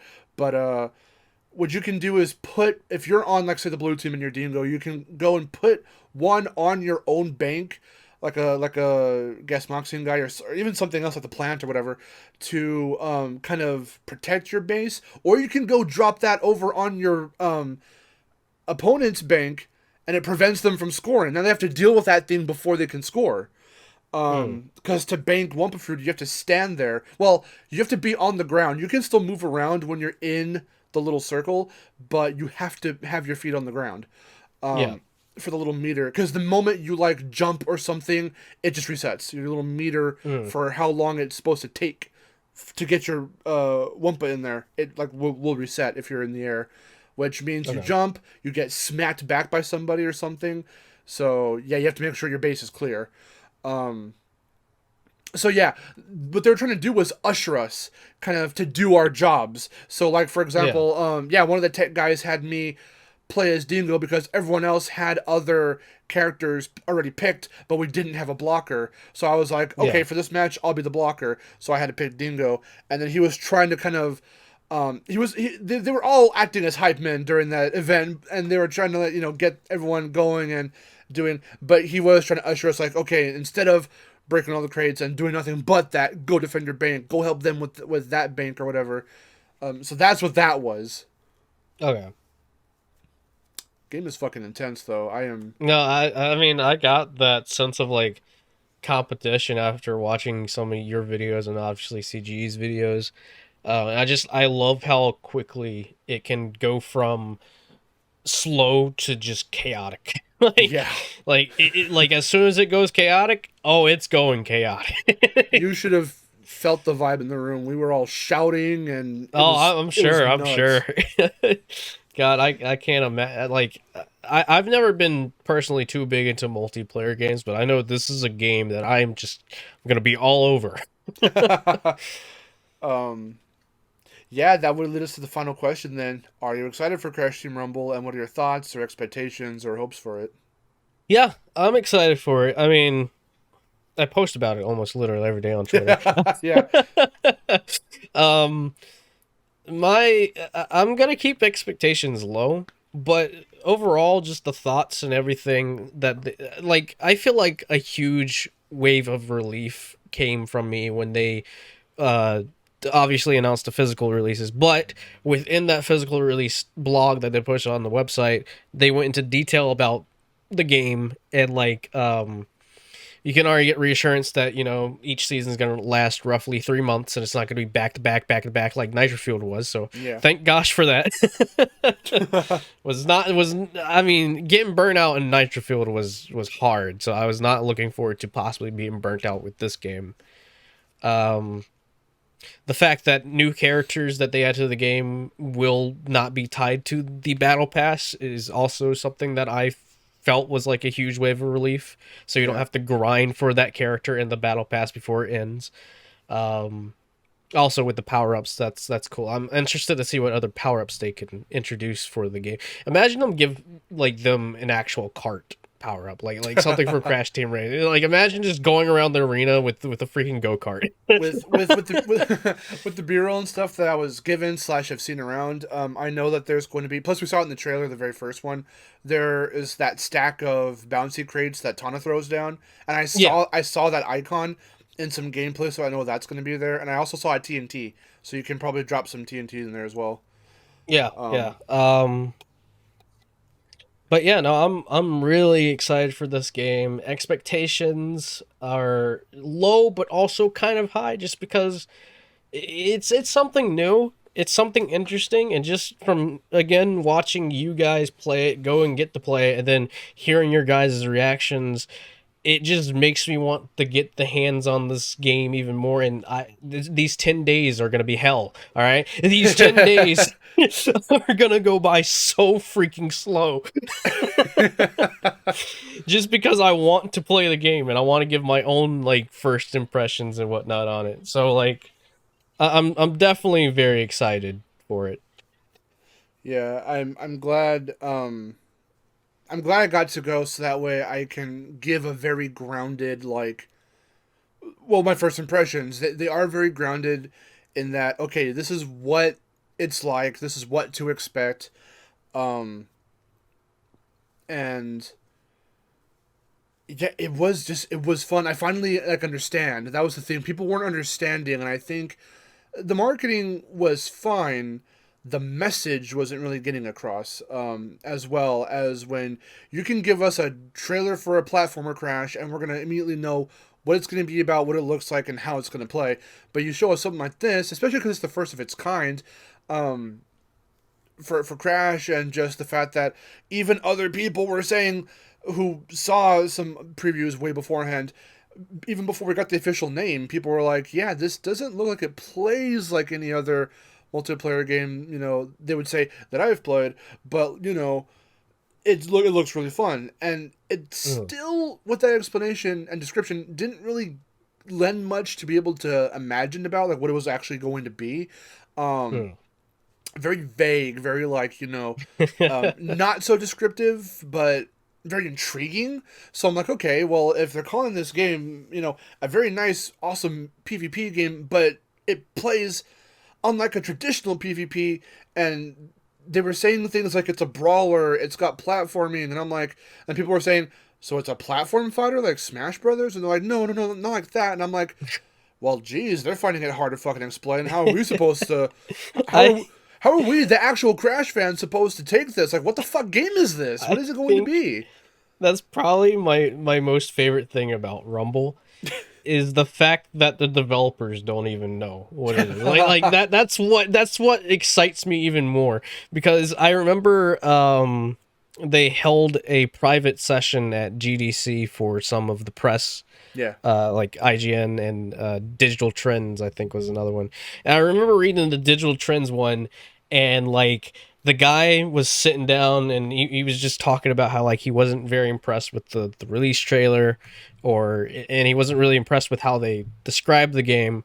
But then he states that once he had the controller in hand and he started playing it, it all just started to make sense. Like everything yes, fell in line, and yes. like that's just something that I'm like, yes, please.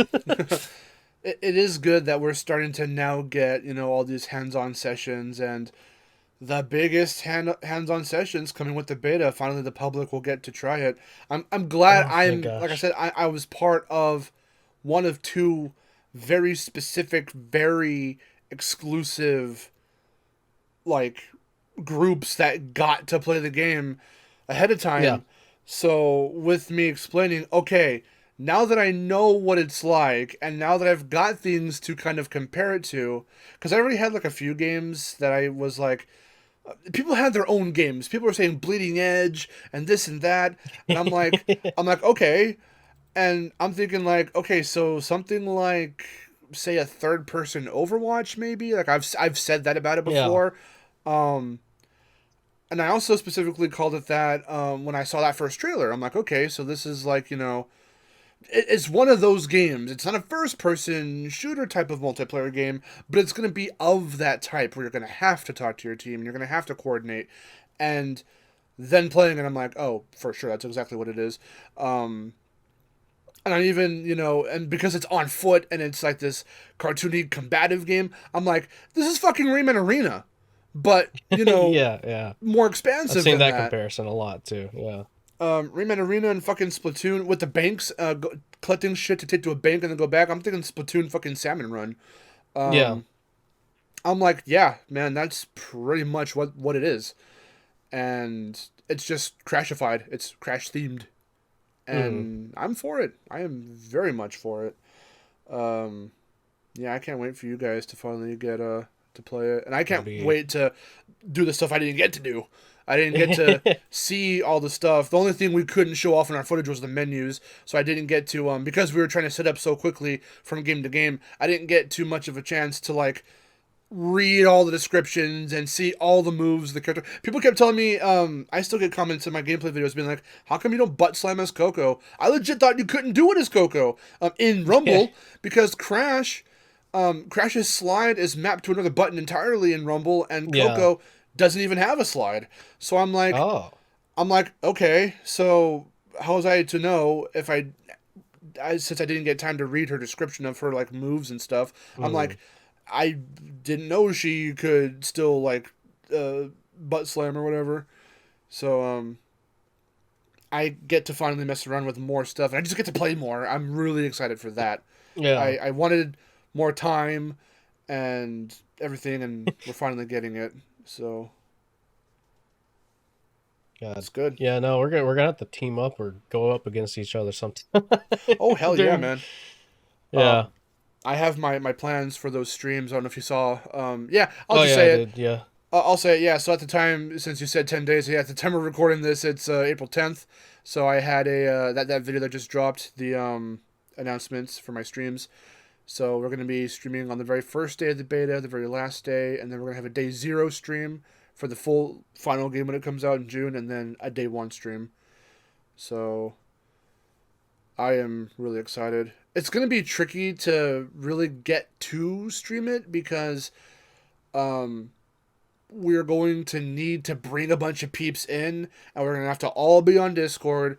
And I'm trying to figure out a way right now to make it to where we can all talk and coordinate, but none of us are necessarily overlapping one another, and it's not just a conglomerate of just fucking voices and sound, and you can't really hear the game or anything. So I'm trying to figure that part of it out, because it is very beneficial to mic up for a game like this. I would recommend it for at least the first stream that we do. If anyone, Yeah. any of y'all are going to play with us, while we stream, yeah, definitely mic up for it.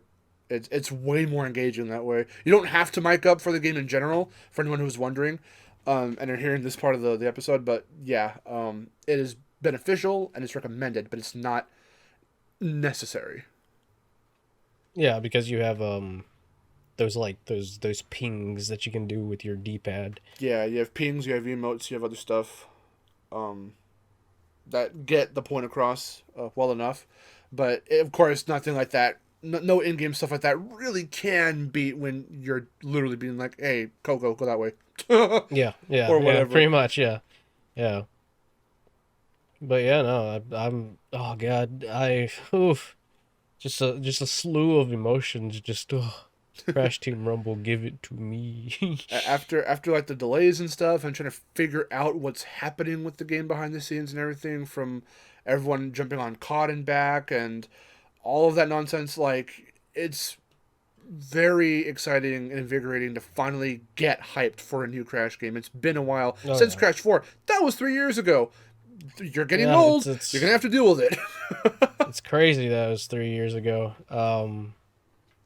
And I'm just I mean, I know there's a big worry of like you know, how long is this game gonna last and like Yeah, will it the last a longevity. year and all that stuff. But if you think about it, Toys for Bob working on Warzone and then working on I've heard they've also worked on Overwatch too. They kind of have an idea of how to run a game like this, so I'm sure this game has a pretty good long run to it. Uh huh. That's how I'm feeling pretty optimistic about that because I think the worry was, if you look at On the Run, obviously you had a team that sort of had an idea of how they wanted to do it, but at the same time didn't. Yeah. um, and I think that was the big worry, just because of like you have Nitro-Fueled who did it literally back to back to back, and then obviously on the run, and those being the two examples you have aren't really that great. But knowing Toys for Bob has worked on games that are similar and have like a battle pass system to them, I feel more confident in Team Rumble. Yeah, and in terms of the content aspect, not necessarily the longevity aspect, I think Nitro-Fueled is a pretty good frame of reference because we've got another spinoff here on our hands, and they can go if they want and bring back some of those characters that were brought back already in Nitro-Fueled. But the cool thing this time is we got to see them in the Insane art style. It's going to be awesome to see characters like that come back in the Crash 4 art style. Oh yeah. So that's going to be interesting to look forward to if they do that. They can bring back characters that we were wanting to see get become playable in Nitro-Fueled and never got to. There were a small handful that were there that I can think of off the top of my head. I even did a video on that, being like, oh, hey, now that we've got like damn near 80 or how many ever characters or 70 characters, how many more could they put in? And that was a video I did on Nitro-Fueled a long ass time ago. Oh yeah, yeah. So I remember trying to figure out how many characters they like. At one point, I was just like, I did like a list of characters, and I was just like, all right, well, since they're already going all out, why don't we just take the skunk from Twinsanity and make him a racer? Brio's Beaker, can we play as that thing? I am kind of shocked that they. I mean, maybe they couldn't find a way to redesign with the fit. I'm sure they could have, but I know a lot of people wanted Willy Wumpa Cheeks. Yeah. Yeah, he was the only one, quote unquote, missing from Tag Team. I mean, Yeah. everyone who's playable in Tag Team is playable in Nitro-Fueled because they brought back Pasadena and the only new characters that were there, Pasadena and Von Clutch. But with Yeah. how many people they were making playable that were never playable before, even Chicken Stew were playable characters. So yeah, Yeah. it would have been cool to see Willie make it in. And before we got Willy Wombat as a skin in Crash 4, people were even saying, hey, make Willy Wombat his own character and then just kind of and use like some of those like crazy early Charles and Billis concept art pieces to kind of forge this new modern design for him, separate him from Crash, make him look kind of similar but not like a Crash clone like Evil Crash or Fake Crash, and make him his own character, and he should be a character in Nitro-Fueled. And it never happened, but I'm still holding out for something like that because that would be hella special. That would be really cool. That would be really cool. Yeah, I agree. Bring back Evil Coco, you fucking cowards. I will not elaborate. Dude, I was so like, I wanted Evil Crash. Oh, I want Evil Crash as well, yes. I was so upset because we got like I remember the data mine, and there was a label for Monster Crash. I was like, that's got to be it. That's got to be it. That's got to be it. And then it just turned out to be some goop Monster Crash. I was like, that's not it. We have a skin for Coco that looks like Evil Coco, but it's not Evil Coco. Nah, oh Lord, don't even get me started on that argument. People are like, people are like, no, I know they called her Dark Coco, but that's Evil Coco, you guys. I'm like, dude, that's just a gothic outfit. Not. That's not the same thing. It's not actually Evil Coco. Some fucking probably a reference to Evil Coco, but either way, not Evil Coco. I'm surprised they didn't bring back Evil Crash in this sense, because they could have gone away with this too. If they didn't bring him back as a character, like Twinsanity's Evil Crash, they could have brought they could have made him a skin for Crash the way Nega Crash was in Tag Team. Hey, no, but fake Evil Crash is in the game. His silhouette. He's got a shadow. Yeah. He's got a shadow in the monster house. Yeah. More than I can say for Evil Coco, but whatever. I'm, with all even with all the Twinsanity references, I'm surprised they didn't bring in the Evil Twins. Yeah, seriously. It was cool. Yeah, they didn't get referenced, I don't think, at all in Nitro-Fueled, but it was cool to see them get referenced in Crash 4. But yeah. There were many characters left to be desired. Madame Amberly as well. Yeah, Madame Amberly. She got that portrait, but still. She's got the portrait. She got a few portraits. I think even on one of the portraits you can see Cortex Engine, and I Yeah, believe Embryo as kids at the Academy of Evil. that was a reference to the concept art from Twinsanity, Yep. where they're all kids. Um, I love it too because since it's Nina's nightmare, and that's so she cut out like her own little baby picture and like taped Yeah. it on the side. That's a funny little Yeah. detail. Yeah. I did like that. Um, Speaking of another Twinsanity reference, you had Rusty Walrus Oh and the yes. Wastelands. And I was surprised that he got a reference there, but didn't get like an actual playable character. Dude, I would have popped off as Rusty. People thought it was going to lead to that because Yeah, yeah, the only character, because at least two to like three or so characters would always be revealed for each Grand Prix, but that was the only one where it was just one and it was Megamix and that was it. yeah, Remember when people thought that they were going to introduce a feature or a mode where you can do like some double dash shit because um, yeah, in yeah. in that in that trailer you can see Chicken Stew in the same cart. Yep, yep. I remember that, and I sent it to one of my friends excitingly. I was like, are they doing it? Are they doing it?" I was so upset when they didn't, but it's okay. They gave us again. They gave us more than they were obligated to Yeah. in Um. such a short amount of time as well. So Oh, for sure. Yeah. Oh. it was quite a time to be alive. Yeah. Seriously, the way everything comes around full circle is what I think is crazy about this franchise. The fact that it had its insanely successful beginnings, and then like the literal second that the franchises the hands that grabbed the franchise from there and just kept going onward got a little weird. Um, then it resulted in death for a minute there, and we were all like, okay, I guess that's it, no more Crash. And then our sheer fucking willpower brought him back. Yeah, yeah. No, I mean, it's not like it's not like they weren't ever not gonna bring him back. I guess. I mean, they had some developments in the process that fell through, like Crash Yeah, Landed, which is a very interesting one. I wish we could have. I wish we could have seen Crash Landed more of it. Like yeah, it's just something about that one was very interesting, especially since they had like I think it was an Australian McDonald's ad for like a Wumpa yep. burger. Like I would have loved to have seen what a I mean maybe it was just an apple in the burger and that's what made it a Wumpa burger. Um, you had that scrapped racing game that CTR 2010. which eventually turned into that DreamWorks racing game. Yeah, Um, which was weird. And then yeah. I never played it.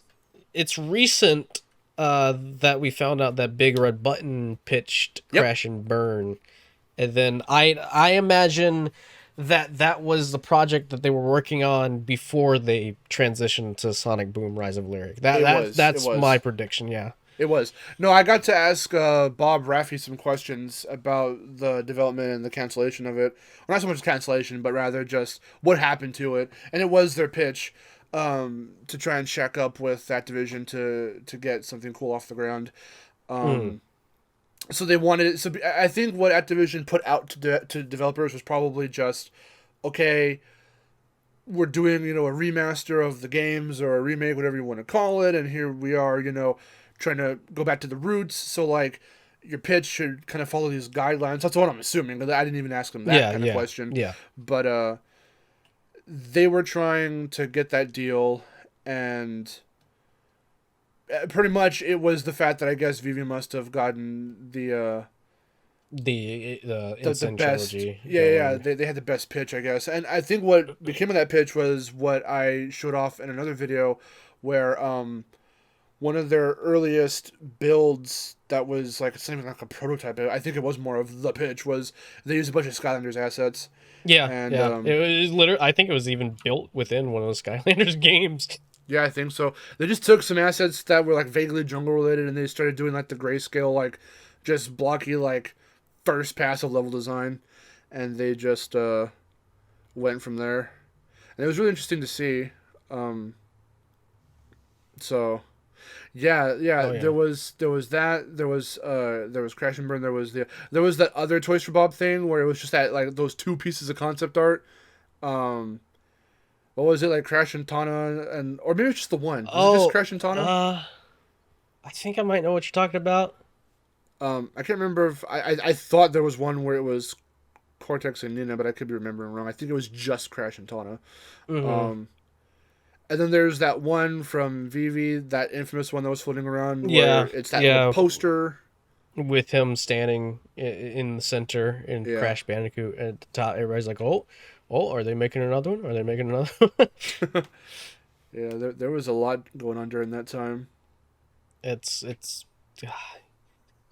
how far we've come. I'm so glad that he's here, he's back, and it looks promising that he'll stay. So Yeah, no, it really does, and it is cool that they are trying some new things with Rumble and all that. And as you were saying, yeah, maybe it will lead if the way the game itself is framed with how it's a little bit more. You've got a camera that you can really move around now, and you're running around in a more free roaming. It's arenas, but it is free roaming. That maybe a sequel could, in fact, to Crash 4 will in fact take advantage of that, and maybe not do what Crash 4 did in the sense of the actual platforming. Maybe it'll build on it again, but time will tell. oh yeah, definitely. We'll just have to wait and see. I think personally it could. I mean, I'm not saying that I'm a developer or anything, but if I were a developer, I think I would look and see like how it all pieces together because it's definitely just again when we were talking about how sprinkling different things, different elements from different games into future games. Rumble, looking at it from a standpoint, just looks like the perfect like concept for how to set up like a small open level to test. Mm-hmm. Yeah, I can agree to that. But Oh, yeah, we've talked about a lot. We've we laughed, we've cried, we've talked about Boom have Bang. boom bang. That's always fun. Do you have any last parting words before we end off the episode? um, Crash Bandicoot will crash through a window. Yes. It will I continue mean, to happen. it will continue to happen. I will post about it periodically.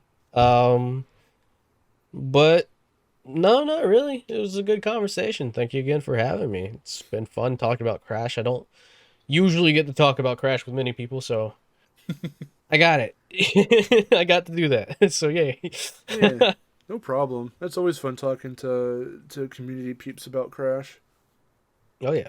It's always fun to compare and contrast stories and just see like how similarly we think in some areas and how we differ in other areas. Yeah, oh, I'm yeah. always open to whatever your thoughts and opinions are. Just don't be like Same. fucking Rumble looks bad, and it's like okay, Yes, thanks. but why does it look bad? You're using the Crash 4 design. Okay, that doesn't make sense. I thought this was gonna be Crash Bash again. Where's Crash Bash remake? When? Ironically, before we do close it off, just want to state if Crash Bash did get a remake, there would be a battle pass as well. All right. Don't think that they wouldn't put a battle pass in it for a second. That. Oh my god. So if your biggest issue with the game is battle pass, just know if Bash was getting remake, there would be a battle pass.